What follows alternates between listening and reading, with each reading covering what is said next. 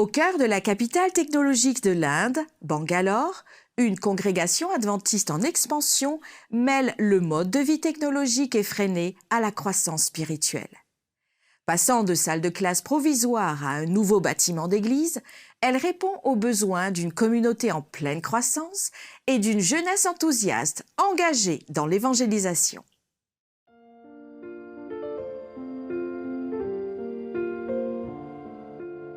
Bangalore est parfois surnommée la Silicon Valley de l'Inde, car c'est le centre de l'industrie technologique du pays.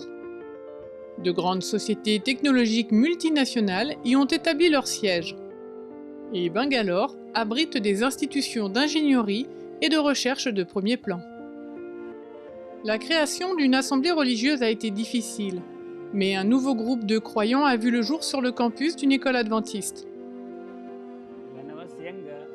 Quand j'étais plus jeune, nous organisions cette église dans les salles de classe. Après quelques années, nous sommes allés dans les laboratoires pour se réunir comme église. L'Église centrale Canada a été créée en 1971 avec 30 membres. Elle s'est considérablement développée au fil des ans, au point où un besoin d'espace plus grand devient indispensable. Chaque jour, nous avons plus de 200, voire 257 personnes pour être précis, qui nous rendent visite dans cette église. Si vous jetez un œil, voyez derrière moi à quel point l'église est remplie. Les membres d'église ont prié pour avoir un lieu de culte plus grand. Afin d'accueillir les activités de l'église, l'école a inauguré une église sur le campus. La plupart des personnes qui fréquentent cette église parlent le kannada, la troisième langue la plus ancienne de l'Inde, après le sanskrit et le tamoul. Près de la moitié des 8 millions d'habitants de la ville parlent le dialecte kannada. Cette église dispose d'un groupe de jeunes qui s'engagent et se mobilisent auprès de notre entourage.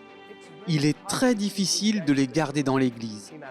En d'autres termes, ils aiment aller à la rencontre des gens.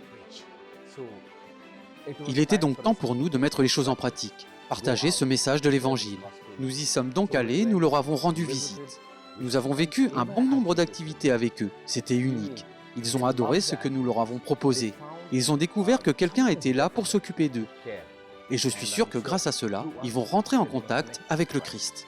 La plupart des jeunes sont des actifs travaillant dans le domaine médical et dans des entreprises technologiques. Le temps est leur ressource la plus rare, mais ils s'engagent malgré tout dans le ministère. Pour la Journée mondiale de la jeunesse, ils ont transformé l'événement d'un jour en un programme de 3 semaines. Ils ont distribué des prospectus et rendu visite à des personnes dans le voisinage environnant, mais aussi dans des villages éloignés là où il n'y a pas de présence chrétienne. L'Église centrale de Canada avait besoin d'un bâtiment à part pour se réunir, parce que sa population était trop importante pour les installations de l'école. Grâce à l'une de vos généreuses offrandes du 13e sabbat en 2020, ils ont trouvé une propriété et poursuivent leur projet. La plus grande église Canada de Bangalore n'avait pas de bâtiment propre jusqu'à présent. Le Seigneur a ouvert des portes et à quelques rues d'ici, nous construisons notre nouvelle église. Il s'agit d'un bâtiment de 4300 mètres carrés. Nous sommes en train d'y construire 2 étages.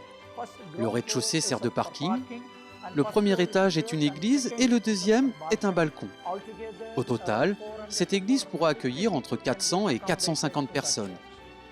Après ses modestes débuts dans une petite salle de laboratoire, cette église aura son propre bâtiment. L'emplacement exceptionnel offre de nombreuses possibilités d'exercer un ministère plus important, en particulier auprès des résidents de la classe moyenne et supérieure des quartiers environnants. Nous vous remercions de prier pour les membres de l'Église du Centre de Canada dans leur ministère. Merci de soutenir ce projet et ceux à venir par vos offrandes du 13e sabbat.